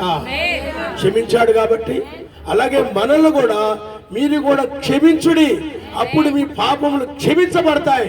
మరి పాపములు క్షమించబడ్డామంటే నీతిమంతులం కాబట్టి మనము కూడా ఆయన వలె లెగుస్తామని బైబిల్. హల్లెలూయా, హల్లెలూయా. కాబట్టి ఆ తర్వాత ఏంటంటే పిల్లారా, మరలా రెండవసారి ఆయన ఎప్పుడు వస్తాడు, ఇది కావాలి మనకి. ఎందుకంటే యేసు ప్రభు అనగా ఆయనే మరలా క్రీస్తు పూర్వం క్రీస్తు శకం 2000 సంవత్సరాల క్రితం ఆయన వచ్చాడు. మరలా రెండవసారి ఆయన భూమి మీదకి వస్తాడని బైబిల్ చెప్తుంది అనమాట. అది చాలా మందికి దాని విషయంలో చాలా అభ్యంతరాలు ఉన్నాయి అన్నమాట. అంటే సందేహాలు ఉన్నాయి, చాలా సందేహాలు. కొంతమంది ఏమో యూదుల వద్దకు వస్తాడని, కొంతమంది మన దగ్గరకు వస్తాడని, కొంతమంది మధ్యాకాశానికి వస్తాడని, రకరకాల సందేహాలు ఉన్నాయి. కానీ ఆ సందేహాలన్నింటిని కూడా తీర్చేది ఏమిటంటే ఒక్క బైబిల్ మాత్రమే, ఆయన వాక్యం మాత్రమే. మన సందేహాలని అన్నిటిని కూడా బైబిల్ చూడండి. మనుషులకి ఎన్ని ప్రశ్నలు ఉన్నా ఆ ప్రశ్నలన్నిటికీ కూడా జవాబిచ్చేది వాక్యం మాత్రమే, ఆయన మాత్రమే. హల్లెలూయా, హల్లెలూయా. అయితే రెండవసారి మాత్రం ఆయన ఎవరైతే తన కోసము ఏమండి ఇతరులను క్షమించు ప్రేమ కలిగి జీవిస్తున్నారు వాళ్ళని రెండవసారి రక్షించడానికి వస్తాడని బైబిల్ చెప్తున్నాను. మీకు కొంతమంది తెలుసు ఆ వచనాలు, ఎవరన్నా తెలియని వాళ్ళు ఉంటే వాళ్ళు తెలుసుకుంటారు. ఒకసారి చూడమ్మా, ఒకసారి ఎబ్రీయులకు రాసిన పత్రిక, ఎబ్రీయులకు రాసిన పత్రిక 9వ అధ్యాయం 28వ వచనం. అలాగునని మెస్సీ కూడా అనేకుల పాపములు భరించుటకు ఒక్కసారి అర్పింపబడి తన కొరకు కనిపెట్టుకుని వారి రక్షణ నిమిత్తమై పాపము లేకుండా ఆయన రెండవసారి ఆయన వస్తాడని బైబిల్. అంటే తన కొరకు ఎవరైతే కనిపెట్టుకుని ఉన్నారో మరలా ఆయన రెండవసారి వస్తాడు, తీసుకుని వెళ్తాడు అని ఎవరైతే ఆయన కోసం కనిపెట్టుకుని ఉన్నారో వారి కోసమై ఆయన రెండవసారి వారిని రక్షించడానికై రెండవసారి వస్తాడని బైబిల్. హల్లెలూయా, హల్లెలూయా. ఆయన రెండవసారి వస్తాడు. అందుకనే పిల్లారా, రెండవ రాకడని మిస్ అవ్వకూడదు. అది గనక రెండవ రాకడ గనక పోగొట్టుకుంటే ఇక విడిచిపెట్టబడ్డట్టే. రెండవ రాకడలోనే ఏమండి, రెండవ రాకడలోనే అందుకని బైబిల్ చెప్తుంది, ఆర్భాటముతోను ప్రధాన దూత శబ్దముతోను బోర ధ్వనితోను ఆయన దిగివచ్చునను, మృతులను సజీవులను ఏకముగా ఆయన యుద్ధ కొనిపోబడతారు. హల్లెలూయా. కాబట్టి మృతులు సజీవులు అంటే ఆయన ఎందుకు మృతి నొందినవారు, ఆయన నమ్ముకొని మృతి నొందినటువంటి వారు. అందుకని ఆయన జీవితంలో ఏ పాపము కూడా లేదు. అలాగా ఏ పాపము లేకుండా ఇతరులు క్షమించి, లేకపోతే వాళ్ళ దోషాలు కూడా ఆయన సన్నిధిలో ఒప్పుకొని ఇతరులు క్షమించి, ఇతరులలో ఏమైనా లోపాలున్నా వాళ్ళు కూడా క్షమించమని ప్రార్థించే అలాంటి మంచి హృదయం కలిగిన వారు, ఆయన కోసం కనిపెట్టుకుని ఉన్నవారే అలాంటివి చేస్తారు. అలాంటి వారిని రక్షించడానికి ఆయన రెండవసారి వస్తాడని బైబిల్ చెప్తున్నారు. హల్లెలూయా. అన్యులైనటువంటి వారికి, లోకస్తులైనటువంటి వారికి మనం చనిపోయామంటే ఆ ప్రాణం ఎట్టి పోతారా, ఎక్కడికి పోతామో ఏమేలారా, ఏదో మనం తిన్నాము, బ్రతికాము, జీవించాము, హ్యాపీగా ఉన్నామా లేదా లోకంలో చూసుకుంటారు. కానీ మరణం తర్వాత ఇంకో జీవితం ఉందని వాళ్ళకి తెలియదు. కానీ మరణం తర్వాత ఒక జీవితం ఉందని మనం నమ్ముతున్నాం. కాబట్టి ఆయన రెండవసారి తన కొరకు కనిపెట్టుకుని ఉన్నవారు రక్షణ నిమిత్తమై ఎప్పుడు వస్తాడని ఉందంటే బైబిల్లో రోమీయులకు రాసిన పత్రిక 11వ అధ్యాయంలో ఉందన్నమాట. రోమీయులకు రాసిన పత్రిక క్షమించండి 13వ అధ్యాయం 11వ వచనం. 13వ అధ్యాయం 11వ వచనం. మరియు కాలము నెరిగి నిద్ర మేల్కొని వేళైందని తెలుసుకొని ఇలాగూ చేయడి, మనము విశ్వాసులమైనప్పటికంటే రక్షణ మనకు మరి సమీపముగా ఉంది. అంటే నిద్ర మేల్కొనే వేళను ఆయన వచ్చి రక్షిస్తాడని చెప్పి విశ్వాసులని, అంటే పాపులని మొదటి రాకల్లో వచ్చి ఆయన ఏం చేశాడు చెప్పండి, రక్షించాడు. మళ్ళీ రెండవ రాకల్లో ఎవరు రక్షిస్తాడని బైబిల్ చెప్తుందంటే విశ్వాసులు రక్షిస్తాడని బైబిల్ చెప్తుంది. ఇప్పుడు విశ్వాసికి తన కొరకు కనిపెట్టుకున్న వాళ్ళే విశ్వాసులు కాబట్టి విశ్వాసులను ఆయన రక్షిస్తాడని బైబిల్ చెప్తుంది. కాబట్టి ఆయన విశ్వాసుల్ని ఆయన ఎప్పుడు రక్షిస్తాడని బైబిల్ చెప్తుందంటే నిద్ర మేల్కొని వేళలో రక్షిస్తాడని బైబిల్ చెప్తుంది. హల్లెలూయా, హల్లెలూయా. అలాగే బైబిల్ ఏం చెప్తుందంటే మార్కు సువార్త 13వ అధ్యాయము 32 నుండి మీరు చదవండి. మార్కు సువార్త 13వ అధ్యాయం 32. ఆ దినమును గురించి, ఆ గడియను గురించి తండ్రి తప్ప ఏ మనుషుడైన పరలోకమందుల దూతలైన కుమారుడైన ఎరుగరు. జాగ్రత్త పడుడి, మెలకువగా ఉండి ప్రార్థన చేయండి. ఆ కాలం ఎప్పుడు వచ్చునో తెలియదు. ఒక మనుషుడు దాసులకు అధికారం ఇచ్చి ప్రతివానికి వాని పని నియమించి మెలకువగా ఉండమని ద్వారపాలకులకు ఆజ్ఞాపించి ఇల్లు విడిచి దేశాంతరం పోయినట్టే ఆ కాలముండును. ఇంటి యజమానుడు ఉడుతుకుంగి వచ్చును, అర్ధరాత్రి వచ్చును, కోడి కూయినప్పుడు వచ్చును, తెల్లవారుజామును వచ్చును, ఎప్పుడు వచ్చునో. అంటే ఆయన అస్తమయమైన రావచ్చు, అర్ధరాత్రి అయినా రావచ్చు, కోడి కూసే వేళైనా రావచ్చు, ఏమండి తెల్లవారుజామునైనా రావచ్చు. 4 జాముల్లో ఏదో ఒక జాములో రావచ్చు. అందువల్ల ఆయన వచ్చి 4 జాములు ఏదో ఒక జాములో తన కొరకు ఎవరైతే కనిపెట్టుకుని ఉన్నారో వాళ్ళని నరకానికి వెళ్లకుండా తప్పించడానికి, ఎందుకంటే తప్పించడానికి ఆ 4 జాముల్లో ఏదో ఒక జాములో వస్తాడని బైబిల్ చెప్తుంది. కాబట్టి ఆయన ఏ జాములో వస్తాడు అంటే ఆయన తెల్లవారుజామునే వస్తాడు. నిద్ర మేలుకొని వేళలోనే వస్తాడని బైబిల్ చెప్తున్నారు. కాబట్టి నిద్ర మేలుకొని వేళలోనే వస్తాడని మీరు ఎలా చెప్పగలరు అని అంటే బైబిల్లో ఆయన యేసు ప్రభువుకి బిరుదుంది. అదేమిటంటే వేకు చుక్క అనే బిరుదుంది అనమాట. వేకు చుక్క అనే బిరుదుంది. అదే మీరు 2వ పేతురు రాసిన పత్రిక 1:19 చదివితే మీకు అర్థమైంది. మరియు ఇంతకంటే స్థిరమైన ప్రవచన వాక్యం మనకు ఉంటున్నది. తెల్లవారి వేకువ చుక్క మీ హృదయంలో ఉదయించే వరకు ఆ వాక్యము చీకటి గల చోటున వెలుగుచు దీపమైనటువంటిది. దాని యందు లక్ష్యమించిన యెడల మీకు మేలు. కాబట్టి ఇక్కడ తెల్లవారి వేకువ చుక్క మీ హృదయాల్లో ఉదయించే వరకు. ఆ వేకువ చుక్క ఎవరంటే ప్రకటన గ్రంథము 22వ అధ్యాయం 16 వచనంలో తెలుసు. ఆయన యేసు ప్రభువు. సంగముల కోసము ఈ సంగతుల గురించి సాక్ష్యమిచ్చుటకు మెస్సీయను నేను నా దూతను పంపి ఉన్నాను. నేను దావీదు వేరు చిగురును సంతానమును ప్రకాశమానమైన వేకువ చుక్క అయ్యాను. కాబట్టి వేకువ చుక్క అనగా ఆయనే. కాబట్టి వేకువ చుక్క ఎప్పుడు వేస్తే తెల్లవారుజాము. కాబట్టి పిల్లారా, మేము ఈ వేకువ చుక్క వర్తమానం గురించే బోధిస్తున్నాం. ఎందుకంటే ఆయన మాకు బయలుపరిచాడు కాబట్టి.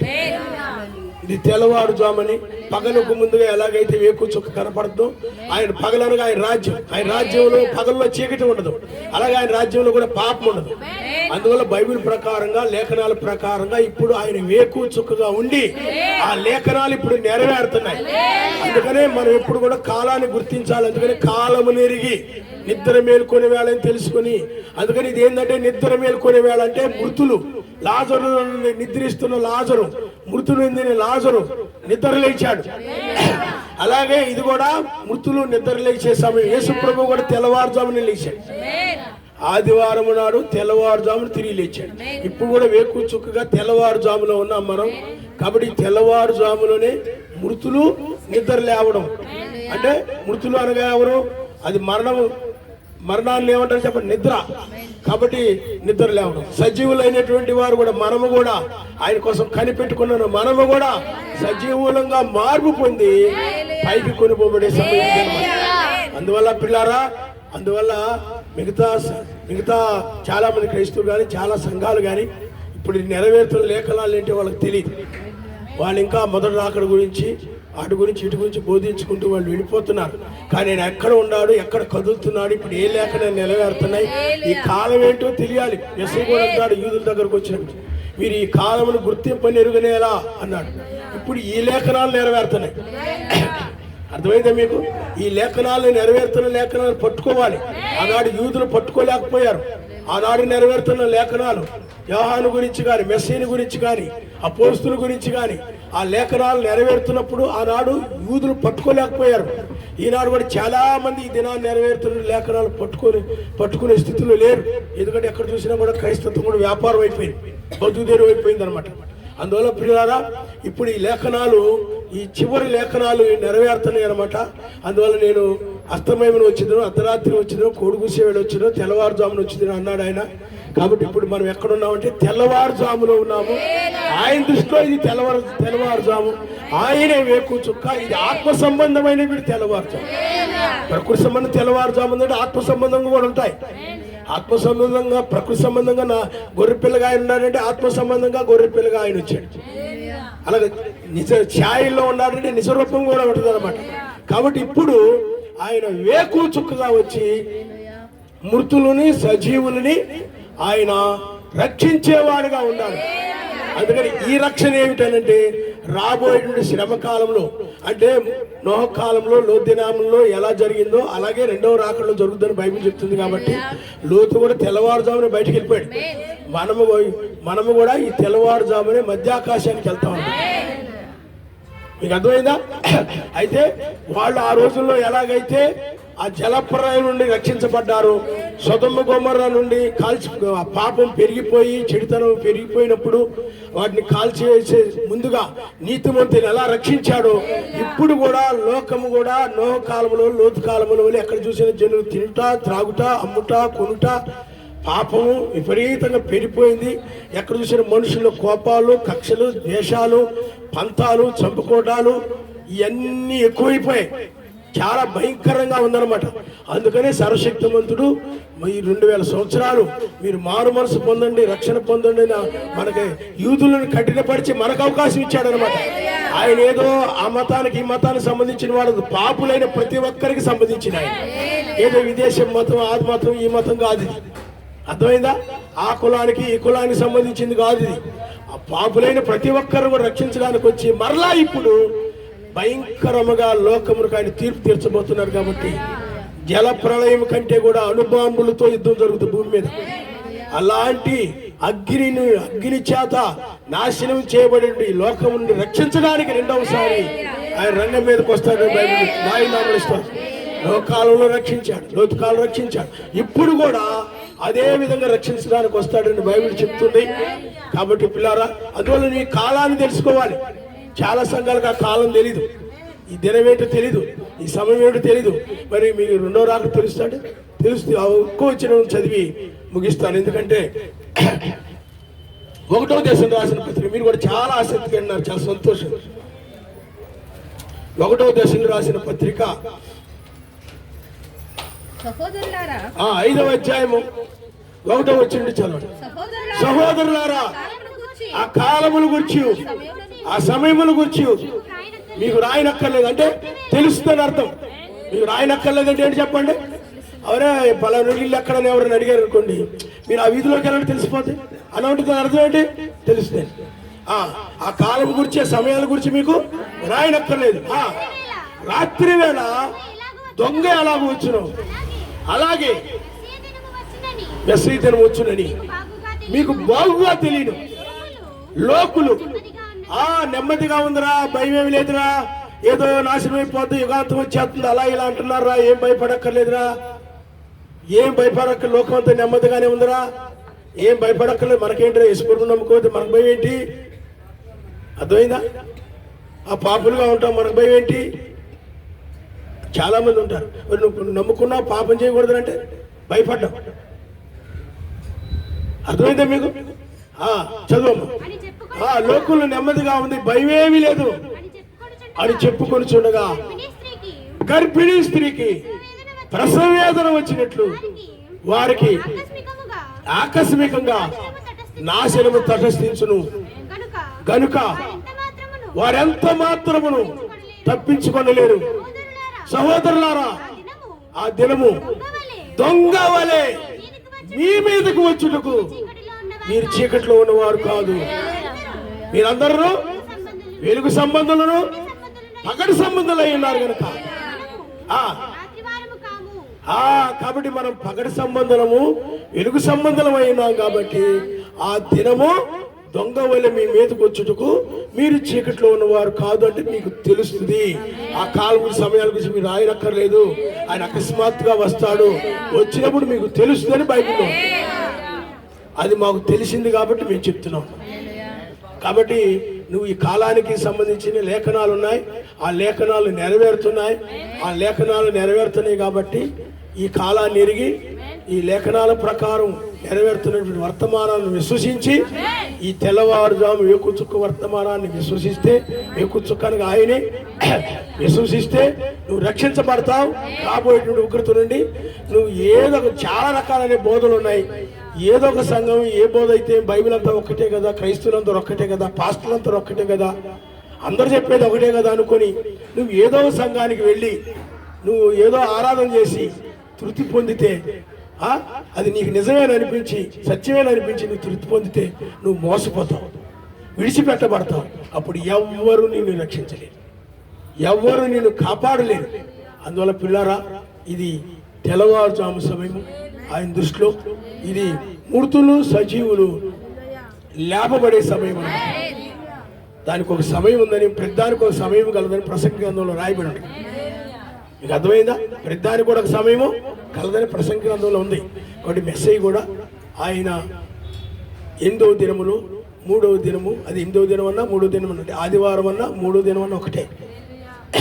తెల్లవారుజామును తిరిగి లేచాడు ఆయన. ఒక దినంలో మరొక దినంలో తిరిగి లేము. ఆయన పెండు కుమార్తెగా ఉన్న మనము కూడా ఆయన లేచిన సమయంలోనే మనము లెగుస్తాం. ఎందుకంటే ఇప్పుడు మామిడి చెట్లునే అనుకోండి, ఒకే జాతి మామిడి చెట్లు ఒకే సీజన్లో కాయలకు వచ్చేస్తాయి, అంతేనా? మామిడి చెట్లు సీతాఫలం చెట్లు ఏం చేస్తాయి చెప్పండి? ఆ సీజన్లో కాయలకు వస్తాయి. అంతేగాని తాటికాయలు ఉన్నాయి అనుకోండి, ఏ సీజన్లో రావాలో ఆ సీజన్లోనే, అంతేనా? ఇప్పుడు కూడా మనము ఉదాహరణకి మెసేజ్ మామిడి చెట్టు అనుకోండి, మనం మామిడి చెట్లు అయినప్పుడు ఆయన ఏ సీజన్లో అయితే ఫలించాడో అదే సీజన్లో మనం కూడా ఫలిస్తాం, ఎత్తపడతాం, ఆయన నామరిస్తాం. హల్లెలూయా హల్లెలూయా అలాగనమాట. కాబట్టి పిల్లరా, చివరి సమయంలో ఉన్నాం. ఇంకా ఎవరైనా ఆయన నమ్ముకోకపోతే నమ్ముకోండి. ఎందుకంటే ఆయన లోకంలో నుండి మనల్ని రక్షించడానికి ఆయన ఇచ్చాడు. మొదటిసారి ఇచ్చాడు, రెండవసారి కూడా ఆ కార్యం జరుగుతూ ఉంది. కాబట్టి పాపులుగా జీవించకుండా నీతిమంతులుగా జీవించండి. అందువల్ల మనం ఏదో అబ్రహాం గారు మరణించారని మనం ఏదో అనుకుంటున్నాం, కానీ ఈ ధాములోనే ఏదో ఒక సమయంలో ఆయన లెగుస్తాడు, మనమే లెగుస్తాం. మృతులు సజీవులు ఏకంగా మనం మధ్యాకాశంలో ఆయన కలుసుకుంటాం, ఆయన. అందుకనే ఆయన సజీవుడు కాబట్టి బైబిల్లో చెప్పినవన్నీ కూడా జరిగాయి. మెస్సయ్య జన్మించక ముందే, యేసుప్రభు పుట్టక ముందే కొన్ని సంవత్సరాల క్రితం ఆయన కన్యక గర్భం జన్మిస్తాడని ప్రవక్తలు చెప్పారు, చెప్పినట్లుగానే వచ్చాడు. అలాగే వేకుచ్చు గురించి కూడా బైబిల్లో ఎప్పుడో 2000 సంవత్సరాల క్రితం రాయబడింది. ఈనాడు అవి నెరవేరుతున్నాయి, ప్రతిదీ కూడా జరుగుతుంది. అర్థమైంది? ఇదే కట్టుకథల పుస్తకం కాదు. అయితే మనుషులు ఏం చేస్తున్నారో తెలియక సృష్టికర్తను వదిలేసి సృష్టికర్త సృష్టించిన సృష్టిని ఏదో ఒక రూపాన్ని తయారు చేసుకుని వాడిని ఆరాధిస్తున్నారు. రాయిలో, చెట్లు, పుట్లలో, గొట్టులో. అదే సృష్టికర్తను వదిలేశారు. సృష్టికర్తను ఆరాధన చేయాలి. తల్ల వంచుకోండి, మనం ప్రార్థన చేసుకుంటాం. హల్లెలూయా హల్లెలూయా హల్లెలూయా హల్లెలూయా హల్లెలూయా. పిల్లరా, ఆ ముగింపు కాదు, మరణము తర్వాత అసలైన జీవితం ముగింపు అవుతుంది, ఆరంభం అవుతుంది సుమా. ఇదే మరణించే వరకే ఇదే జీవితము, ఇదే బతుకు. నేను సుఖంగా బతికానా లేదా, మంచిగా జీవించానా లేదా, లోకంలో నేను సంపాదించుకున్నానా లేదా, లేకపోతే పేరు తెచ్చుకున్నా లేదా, ప్రఖ్యాతులు తెచ్చుకున్నానా లేదా, పలుకుబడి ఉందా లేదా, లోకంలో అది ఇది అన్ని చూసుకొని మురిసిపోతున్నావేమో, సంతోషపడుతున్నావేమో. చదువుకున్న వాళ్ళు కూడా డిగ్రీలు చూసుకొని, మార్కులు చూసుకొని, అవి చూసుకొని, ఇవి చూసుకొని వీటితో తృప్తి పడుతున్నావేమో. మరణం తర్వాత ఇంకొక జీవితం ఉంది సుమా. దాని గురించి నువ్వు ఆలోచించు. పరలోకం వస్తావో నరకానికి వెళతావో ఆలోచించుకో. యేసు ప్రభు ద్వారానే నీకు రక్షణ కలుగుతుంది. ఎందుకంటే బైబిల్ స్పష్టంగా చెప్తుంది, ఆయన ద్వారానే. ఎందుకంటే ఆయనలో ఏ పాపం లేదు. నీ కోసమే 2000 సంవత్సరాల క్రితం ఆయన భూమి మీదకి వచ్చాడు, నిన్ను ప్రేమించి. నువ్వు నరకానికి వెళ్ళకూడదని ఎవరు నీ కోసం ప్రాణం పెట్టలేదు. నీ ఇంట్లో వాళ్ళు కూడా నీ కోసం అంతగా ఎవరు ప్రాణం పెట్టలేదు. ఆయన మాత్రమే నీ కోసము ప్రాణం పెట్టాడు. ఆయన పాపుల కోసం వచ్చాడు. ఆయన పాపులకు రక్షకుడు. ఏదో ఒక దేశానికి, ఒక ప్రాంతానికి, ఒక జాతికి చెందిన వాడు కాదు. నీకు కూడా ఆయన సంబంధించిన వాడు. కాబట్టి నీవు కూడా ఆయన మధ్యాకాశానికి వస్తాడు. ఆయన కలుసుకోవాలనుకుంటే ఆయన ద్వారానే నీకు మోక్షం లభిస్తుంది, మరి ఎవరి ద్వారా కలగదని బైబిల్ చెప్తుంది. కళ్ళ వంచుకోండి, మనం ప్రార్థన. హల్లెలూయా హల్లెలూయా హల్లెలూయా హల్లెలూయా. ఓ సర్వోన్నతుడా, మహిమ కలిగిన వాడా, నాయనా, ఇప్పుడు నువ్వు ఎక్కడ కదులుతున్నావో, ఏ కాలంలో ఉన్నామో, ఏ సమయంలో ఉన్నామో, ఏ జాములో ఉన్నామో తెలుసుకోవాలి నాయనా. ఓ ఏదో సంఘాలకు వెళ్తున్నారు, వాక్యం వింటున్నారు కాదు, కానీ మా తండ్రి ఇప్పుడు ఏ లేఖనాలు నెరవేరుతున్నాయో అది పట్టుకోవాలి నాయన. ఏ లేఖనాలు ఇప్పుడు నెరవేరుతున్నాయో, ఎందుకంటే భూమి ఆకాశంలో గతించిన నీ మాట తప్పిపోదని నువ్వు చెప్పావు నాయన. నిజముగా ఆ తప్పిపోయినటువంటి వాగ్దానం చేసిన నీవు ఆ తప్పిపోయిన ఆ లేఖనాలను ఇప్పుడు నెరవేరుస్తున్నావు, వాగ్దానాలు నెరవేరుస్తున్నావు నాయన. అందుకు వందనాలు. కాబట్టి నాయన, ప్రతి బిడ్డలతో మీరు మాట్లాడండి, సహాయం చేయండి. ఇప్పుడు మేము వేకువజామునున్నాము నాయన. నీవు ఇప్పుడు యజమాని, నీవు వేకువజామును వచ్చావు మమ్మల్ని రక్షించడానికి. ప్రతి బిడ్డ కూడా రక్షణ పొందేలాగా సహాయం చేయండి. అలాగే నాయన, అబ్రాహాము వాళ్ళ భార్య గురించి, వాళ్ళ పిల్లల గురించి, వాళ్ళ కోడళ్ళ గురించి, మనవరాళ్ళందరి గురించి కూడా మేము ప్రార్థన చేస్తున్నాము నాయన. ఆ కుటుంబాలందరూ కూడా ఇక్కడికి వచ్చిన ప్రతి బిడ్డ కూడా, ప్రతి ఒక్కరు కూడా దీవించబడుటకు, ఆశీర్వదించబడుటకు, అలాగే నాయన ఈ యొక్క తెల్లవారుజామును సమయంలో మేము నిన్ను మధ్యాకాశంలో కలుసుకోబోతున్నాం.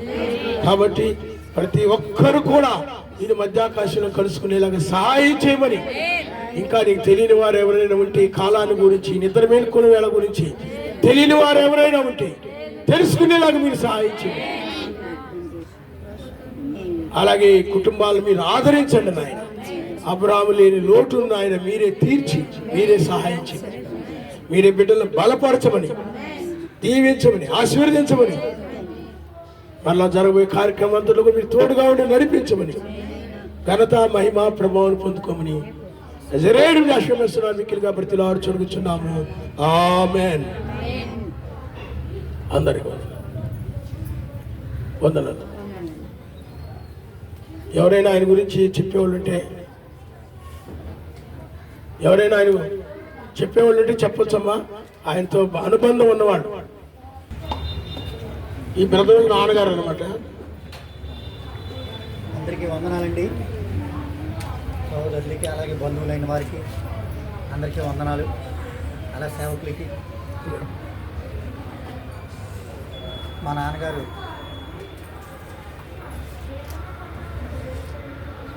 మమ్మల్ని ఎంతో చిన్నప్పటి నుంచి చూసుకుంటూ, ఆయన ఆదరిస్తూ, ఏ కష్టమో నష్టమో వేదన బాధ తెలియకుండా మనం పెంచారండి చిన్నప్పటి నుంచి. అయితే ఆయన మా మీద ఏం భారం పెట్టలేదు. నన్ను చాలా ప్రేమించేవాడు ఆయన. అయితే లాస్ట్ సమయంలో ఆయన మెస్సీని తెలుసుకున్నాడు, క్రీస్తుని తెలుసుకున్నాడు, రక్షణ గురించి తెలుసుకున్నాడు. ఆయనే మొదట తెలుసుకున్నాడు. ఆ తర్వాత నేను తెలుసుకున్నా. ఆ తర్వాత సత్యవాక్యం తెలుసుకున్నా. అయితే ఆయన యొక్క జీవితం, బైబిల్, ప్రార్థన, సత్యం ఏమిటి అది తెలుసుకునే విధానంలో ఆయన ఎక్కువగా ప్రయత్నం చేసేవాడు. అలాగే సత్యవాక్యం తెలియబడింది, నిజమేమిటో తెలియబడింది. క్రీస్తు ద్వారాగానే, అంటే మెస్సీ ద్వారాగానే పునరుద్ధరణ, రక్షణ, పరలోకం అని బాగా విశ్వాసించి ప్రార్థన చేసుకునేవాడు ఆయన. ఎక్కువగా ప్రార్థన, బైబిల్ చదవడం, అలాగే లాస్ట్లో సత్యవాక్యం తెలుసుకున్నాడు, దాన్ని ధ్యానించడం. అయితే లాస్ట్ సమయంలో ఏంటంటే కొంచెం ఆయనకి శరీరం సహకరించక సన్నిధికి రావట్లేదు. లాస్ట్ సమయంలో నిజంగా నడుస్తూనే ఆయన 12 నుంచి 1 గంట లోపు ఆ సమయంలో జరిగినటువంటి మరణం అన్నమాట, నిద్ర. మమ్మల్ని ఎంతో ఆదరించాడు ఆయన, ఎంతో బలపరిచాడు మా జీవితాల్లో. మా నాన్నగారు వాక్యాన్ని బట్టి ధైర్యం చెప్పేవాడు.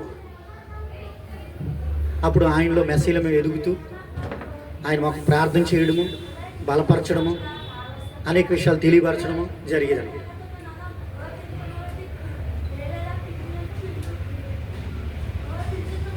ఆయన ఒక మరణాన్ని, అంటే నిద్రని, అంటే సేవకులు నిద్ర అని చెప్పారు, అది నిద్రే.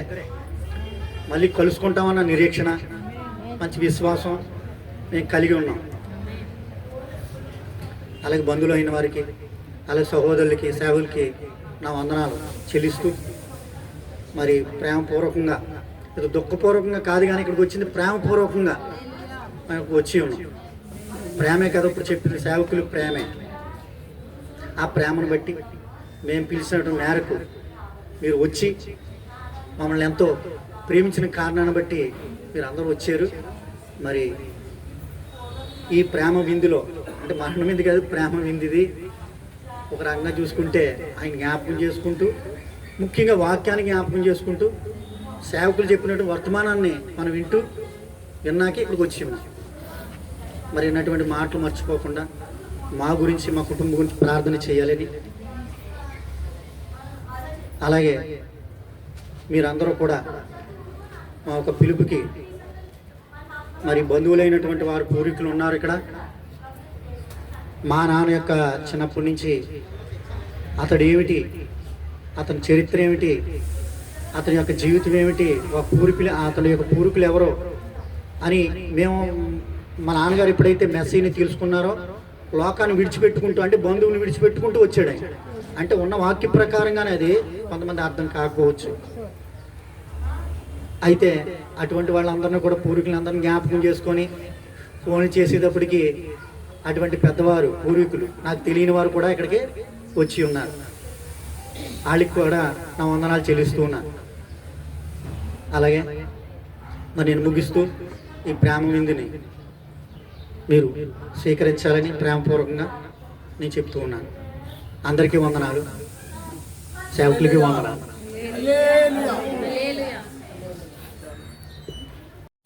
మనం వాక్యం విన్నాం. ఎందుకంటే ఆయన మరణించారని లోకం అనుకుంటున్నది, కానీ అది ఓన్లీ నిద్ర మాత్రమే. నిద్ర ఎందుకు నిద్ర అంటే మరణానికి నిద్రకు తేడా ఏంటంటే మరణించిన వ్యక్తి దూరం అయిపోతాడు.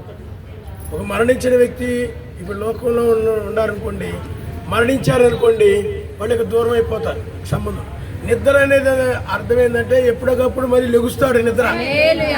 మరణానికి నిద్రకు అదే తేడా. మరణం అంటే ఏంది? శాశ్వతమైన ఎడబాటు. నిద్రపోతున్న వ్యక్తి ఒక గంటకైనా 2 గంటలకైనా 2 సంవత్సరాలకైనా లేదా సంవత్సరానికైనా ఈ రోజైనా రేపైనా ఏదో ఒక రోజు నిద్రపోతున్న వ్యక్తి ఏం చేస్తాడు చెప్పండి? లెగుస్తాడా? అలాగే పడుకొని ఉంటాడా? లెగుస్తాడు. అలాగే ఆయన కూడా ఒక సమయంలో, అది ఆ సమయం ఏదో కాదు కానీ తెల్లవారుజాము బైబిల్ చెప్తుంది. మనం తెల్లవారుజాము సమయంలోనూ ఆయన దృష్టిలో ఇది తెల్లవారుజాము. మిగతా సంఘాలకు అది తెలియదు. మిగతా సంఘాలు ఎప్పుడులాగానే సేవ చేసుకుంటారు, వెళ్ళిపోతుంటారు. వాళ్ళకి అది అర్థం కాదు. ఆయన ఏర్పాట్లో ఉంటే వాళ్ళకి అర్థం అవుతుంది. కానీ ఇది నిద్ర మేలుకొనే వేళ అనమాట. ఇప్పుడు ఆయన వచ్చి ఏం చేస్తున్నాడంటే నిద్ర మేలు కొలుపుతున్నాడు అనమాట. లాజరుని ఎలాగైతే నిద్ర మేలు కొలిపాడు, లాజరు బయటికి రమ్మని, ఇప్పుడు కూడా మనల్ని పైకి రమ్మని పిలుస్తున్నాడు అనమాట. లోతుని ఎలాగైతే బయటికి పిలిచాడు అలాగా. కాబట్టి ఆయన తిరిగి మరలా పునరుద్ధానం చెందుతారు. రూపాంతరం, మనం కూడా రూపాంతరం చెంది పైకి వెళ్ళిపోతాం. రూపాంతరం అంటే ఏంటి? ఈ మరణించే శరీరాలు కాస్త మరణం లేని శరీరాలుగా మారుతాయి. వృద్ధాప్యంలో ఉన్న వాళ్ళు కూడా యవనస్తులుగా మారిపోతారు. మారిపోయి మధ్యాకాశంలో యేసుప్రభువుని కలుసుకొని, అప్పుడు ఆ మధ్యాకాశంలో ఆయన కలుసుకున్న తర్వాత అక్కడ మన మధ్యాకాశంలో ఉంటారు అన్నమాట నీతిమంతులు, పరిశుద్ధులు. ఇక ఈ భూమి మీద ఉండే వాళ్ళందరూ కూడా ఎవరంటే పాపము చేసినటువంటి వారందరూ భూమి మీద ఉంటారు. అప్పుడు 3.5 సంవత్సరాలు శ్రమలు ఉంటాయి అన్నమాట భూమి మీద. అప్పుడు వాళ్ళు అక్కడ ఉంటారు. అదే రక్షణ. 3.5 సంవత్సరము శ్రమలు ఉంటాయి భూమి మీద. ఏ విధమైన శ్రమలు అంటే ఇలాగ యుద్ధాలు, భూకంపాలు, అలాగే తెగుళ్ళు, వ్యాధులు చాలా భయంకరంగా ఉంటాయి అన్నమాట 3.5 సంవత్సరం.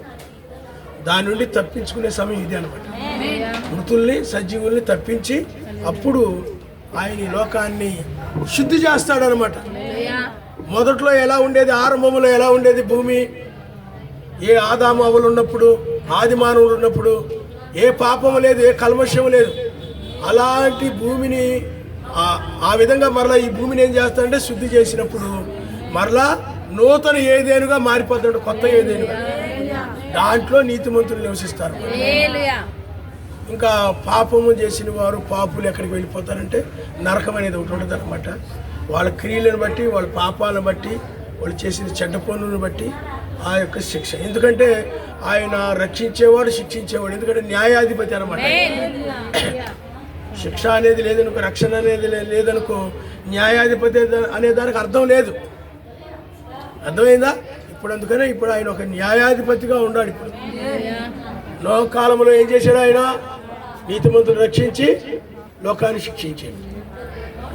అలాగే లోతు కాలంలో కూడా రక్షించి శిక్షించాడు. ఇప్పుడు కూడా అంతే.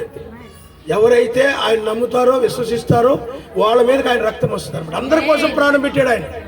ఇక్కడ ఉన్న వాళ్ళందరి కోసం ప్రాణం పెట్టాడు. కానీ ఆయన విశ్వసించిన వాళ్ళ మీదకి ఆయన రక్తం వచ్చింది. ఆయన విశ్వసించిన వారు, తిరస్కరించిన వారి మీదకి ఆయన రక్తం రాలేదన్నమాట. ఇంకా ఎవరైనా ఆయన గురించి తెలుసుకోవాలని అంటే తెలుసుకోండి. ఇదేం చెడు కాదు, చెడ్డ మాటలేం కాదు. అర్థమైందా? చెడ్డ మాటలేం కాదు, మంచి మార్గం. ఇది మతం కాదు. క్రైస్తత్వం అనేది మతం కాదు. మా మతం, మీ మతం కాదు. ఇది ఒక మంచి మార్గం. ఒక వ్యక్తి మంచిగా జీవించడానికి కావాల్సిన మార్గం అన్నమాట. ప్రేమ కలిగి చక్కగా మంచిగా జీవించడానికి మోక్ష మార్గం అన్నమాట. అర్థమైందా మీకు? సరే, అందరికీ వందనాలమ్మా. చిన్న ప్రార్థన. సర్వోన్నతుడు అత్యంత కృప కలిగిన వాడా, నీ కుమారుడు వాళ్ళ తండ్రిని జ్ఞాపకం చేసుకుంటూ ఇచ్చిన సాక్ష్యాన్ని బట్టి ఆ బిడ్డను దీవించండి, వాళ్ళ కుటుంబాన్ని దీవించండి. ఇక్కడికి వచ్చిన వారందరూ కూడా దీవించి ఆశీర్వదించండి మా తండ్రి. ఇప్పుడు నీ గురించి తెలుసుకున్నారు నాయన. నీ యందు మృతి నొందిన వారికి పునరుద్ధానం ఉంది మా తండ్రి. మరల వాళ్ళకి అది ముగింపు కాదు, కానీ అది నిద్రే. మరలా తిరిగి లెగుస్తారని లేఖనాలు చెప్తున్నాయి నాయన.